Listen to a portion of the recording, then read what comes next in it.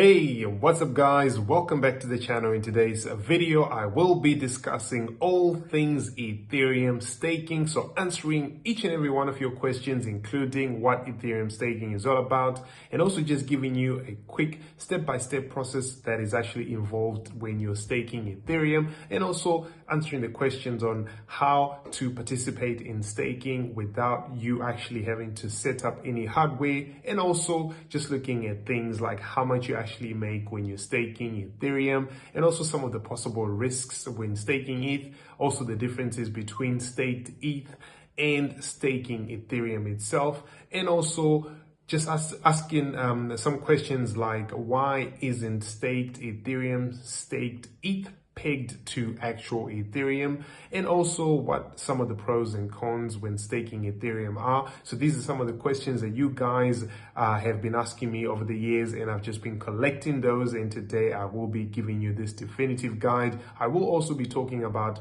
what some of the crypto projects are in the space right now that are actually focused on Ethereum staking solutions. I will also be giving you the best decentralized exchanges for Ethereum staking, and also the best centralized exchanges for Ethereum staking, and also talking about how you can stake Ethereum via staking pools, and also if you want to know how you can run your own ETH Validator node, and why your Ethereum rewards are locked, and how they actually work in terms of when they'll be unlocked, and also just answering questions on how long you actually have to wait after staking your Ethereum to begin earning rewards. So if you're all about Ethereum today, this is the guide for you. So make sure you give us a like and a subscribe, hit the notification bell so you don't miss any of the top content that we drop on this channel. Also go to our main site, decentralized.news, and also check out the links in the description. But without wasting any time, let's dive right into this definitive guide on staking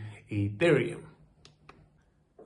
So the first thing that we must do is to actually define what Ethereum staking is all about. So Ethereum staking actually just refers to this process of holding a certain amount of Ethereum, the native cryptocurrency of the Ethereum blockchain, and doing so in a specialized wallet, and then participating in the network's consensus mechanism by validating transactions and adding new blocks to the blockchain. So in Ethereum, this process is called proof of stake consensus, which is an alternative to traditional proof of work mechanisms that are used in Bitcoin and some other earlier cryptocurrencies like Litecoin, etc. So by staking Ethereum or Ether, users are actually able to help secure the network and are rewarded with new Ether tokens for the participation for these validations, and stakers are also incentivized to actually act honest and avoid any malicious activities, as they could lose their staked Ethereum if they violate the rules of the network. So staking is a way for users to pretty much earn passive income in the form of more Ethereum, while also supporting the overall security and decentralization of the Ethereum network. It can also sort of act as an essential component of Ethereum's transition from that proof of work to proof of stake, which is expected to then reduce the network's energy consumption and improve scalability. I've given my thoughts around what I think about Ethereum moving from proof of work to proof of stake before, so I'm not going to dive into that today. I just want to give you a little bit about the step-by-step process that's actually involved in staking Ethereum. So the exact process of staking Ethereum can actually vary depending on the staking service or platform that you're using. So there are several steps, such as just you being able to obtain some Ethereum. You'll need to have some Ether in your possession, or you can buy Ether on a cryptocurrency exchange, and or you can receive it from someone else. If you want to buy, check out the links in the description. Then you need to then set up your Ethereum wallet, and once you set up that wallet, make sure you that wallet actually supports staking, such as MetaMask, My Ether Wallet, or Trust Wallet, for example. Follow the instructions that are provided by the wallet provider and create a new wallet and securely store your private key, so obviously nobody can access your funds. Choose a staking service that you want to use. You can stake Ethereum through a staking service on platforms, centralized platforms like Binance or Kraken or Coinbase. You can go to our ecosystems link or tab on our main site if you want to know the best cryptocurrency exchanges that you can do that. But I will also be giving you these in detail in a little bit, but choosing a staking service that suits you and making sure you follow the instructions to make sure you can then go ahead and deposit your Ether into that staking account. Once you've created an account with the staking service, you actually need to deposit some Ethereum into your staking account. And after that, you can select the amount of Ether that you want to stake. You can wait for the staking period to end and withdraw your Ether and the rewards that you get from staking. So how to participate without you actually having any hardware is also another thing that we need to talk about. It is possible for you to do that without setting up any hardware. This is because, you know, many of these staking services and platforms now offer staking as a service, which means that they handle the technical aspects of staking for you in exchange for a fee of a percentage of the rewards that you earn by staking your Ethereum. So this staking service, typically you can stake your Ether without having to purchase and maintain any hardware. So if you want to know how you can actually participate in staking if you don't have 32 Ethereum, this is also quite easily. Traditionally, you need to have at least 32 ETH, which is a minimum required to run a validator node and participate in the network consensus. So this requirement is in place to ensure the network of the network security itself, and also just to prevent attacks and malicious actors. So there are some staking services and platforms that allow you to pool your Ether together and stake collectively with others if you don't have 32 ETH individually yourself. So this is known as staking pooling. It allows users to earn rewards proportional to the amount of Ether that they contribute to that pool. So staking pools are typically operated by staking service providers who manage the technical aspects again of the staking and distribute the actual rewards earned by participants. If you join a staking pool, you can participate in staking with a smaller amount of Ether and you'll still earn some rewards. It's obviously important to know that staking comes with some risks as well. Some of the risks we'll talk about later. But how much do you make when you're staking Ethereum is another question that I always get from a lot of people. The amount you make staking Ethereum depends on different factors, including the amount of Ethereum that you actually staked, the current staking reward rate, and also the length and the time that you stake that Ethereum. So that's something that you always need to bear in mind. But in terms of the actual possible risks of staking Ethereum, there are many of them, including slashing. This is one of the biggest risks. So the possibility of getting slashed or penalized for violating network rules. This can happen if you fail to validate blocks correctly or engage in malicious behavior, such as attempting to double spend. Slashing can then result in a loss of funds that you've actually staked in the network. Technical risks, again, staking involves running software on computers and using third-party service providers to stake your Ethereum. There's always risks of technical issues such as bugs, hardware failure, network outages that can actually end up losing your staked rewards or funds. Okay, so smart contract risks are also another one. If you're staking or looking up your funds in a smart contract on the blockchain, if there are vulnerabilities in the smart contract code itself, they could be exploited by hackers who may be able to steal your funds.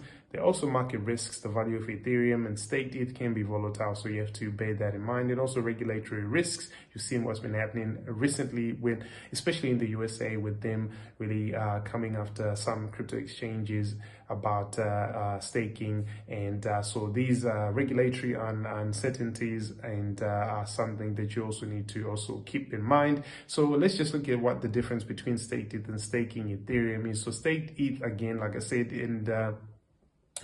staking ETH itself is just, you as a holder of Ethereum in a specialized wallet, like we've talked about, participating in consensus and getting ETH. The staked ETH itself, on the other hand, refers to Ether that has already been staked in the network by a validator.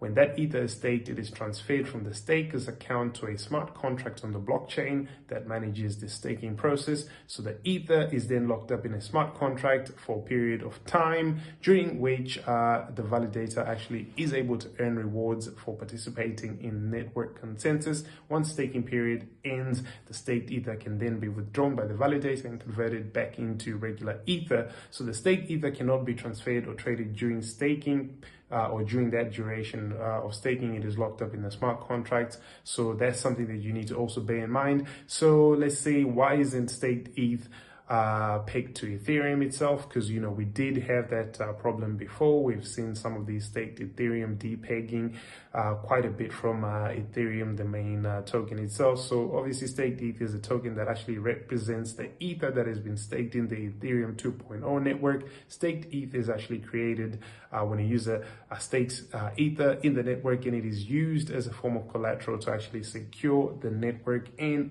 to earn your rewards. So one might expect staked ETH, for example, to be pegged to ETH, meaning that the 1 unit of staked ETH would always be the same amount of Ethereum. However, it's not pegged to Ethereum. Its value can actually fluctuate independently. And the reason for this is that staked ETH is an asset that's also based on supply and demand of the market, just like any other asset. The value of staked ETH can also be influenced by various factors such as the demand for staking services, the number of validators in the network, overall health of the network, and so forth. So what are some of the pros and cons of staking ETH? Earning rewards, of course, is a good one. That's some of the pros: network security, decentralization, and long-term investment. These are some of the reasons that you would say, it's good to be staking ETH. As far as obviously the cons, you have to look at some of the risks that we talked about: slashing risks, technical smart contract risks, liquidity as well being a problem, market risks, and also cost of entry sometimes. So what are some of those projects that are focused on Ethereum staking solutions? Rocket Pool, I think RPL is a token ticker, is another one, a decentralized staking platform that allows users to stake any amount of ETH regardless of whether they meet the minimum 32 ETH requirements. So Rocket Pool also offers a node operator network that enables users to actually earn additional rewards by running a node. Lido or LDO is another token or another staking platform as well that allows you to stake ETH while still retaining the ability to use it as collateral or to trade it on exchanges. So Lido is built on a decentralized network of nodes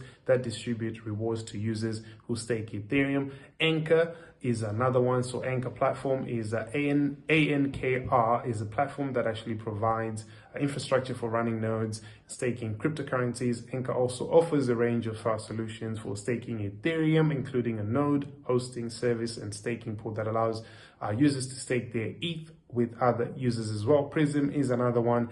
It's an Ethereum staking client focused on providing user-friendly staking as well. So it's built on a highly scalable modular architecture that enables easy integration with other Ethereum-based services. Staked as well is another platform that offers institutional grade services for a range of cryptos, including Ethereum. Staked also provides a range of staking solutions, including a node hosting service and staking as a service offering that enables users to also stake ETH with very minimal effort. So some of the best decentralized exchanges for actually staking Ethereum: Uniswap is one of them, SushiSwap, Curve, and Balancer, and Banco. All of these I've done full reviews of on our main site, decentralized.news. Go check this out. As far as Centralized, a platform where you can stake Ethereum, Binance, Kraken, Coinbase, Bitfinex, KuCoin, etc. All of these exchanges, again, we've done full extensive reviews of them on our main site. Head on over to decentralized.news. So let's talk about what's going on with the regulations. The SEC has been clamping down on Ethereum staking. There's been a lot of this talk, but this is something that is remaining a primary challenge for the sector. Also, tax implications. I think there still need to be some clarity again around that. And as far as how you can stake ETH via a staking pool, and also how you can actually stake ETH via a non-liquid staking pool, and also how you can actually run your own validator node, make sure you check out the link to this full guide that I actually did that's on our main site that does cover all of this. But let's talk about what the current rewards of staking ETH are. As of this time, February, networks are still in transition, of course, the phase of proof of work consensus mechanism to proof of stake through that 2.0 upgrade. So during this phase, the annual percentage yield of staking Ethereum is fluctuating, and depending on the current staking rewards and network conditions, you need to check out what is that. But typically, historical data and also current network conditions, estimations, APY for staking ETH is around 5 to 7%. So if you stake 32 ETH, you might get 1.6 to 2.4 in ETH rewards annually. So not a lot, but again, if the price and the value of Ethereum itself is rising, then this is something to really think about. So as far as why Your staking rewards are actually locked. These are locked for a period of time, which varies depending on the network's conditions. The lockup period is called this churn period. It is necessary to ensure, obviously, the network for security and privacy and to prevent those attacks. But also, I did get into a little bit more depth. Check out the link to the actual article. And also, if you need to know how long you have to wait until you stake your ETH, make sure you check that out. Other than that, don't forget to head on over to our main site. Like I said, we've got free resources and tools for each and everything that you might need to learn when it comes to anything that is crypto or blockchain related, from NFTs, metaverse, DeFi to trading and investing. So make sure you check out the links to my books as well, Tokenized Trillions and Blockchain Applied, the deal with real world asset tokenization on the blockchain, and all the very different use cases of what distributed ledgers are being used across numerous industries. And also go to our Discord, our Telegram, join us there so we can get this dialogue going about what it is that we should be looking for in this new crypto market bull run it seems that we're entering. Other than that, like, share, subscribe. Make sure you turn on the notification bell. I will be seeing you guys in the next piece.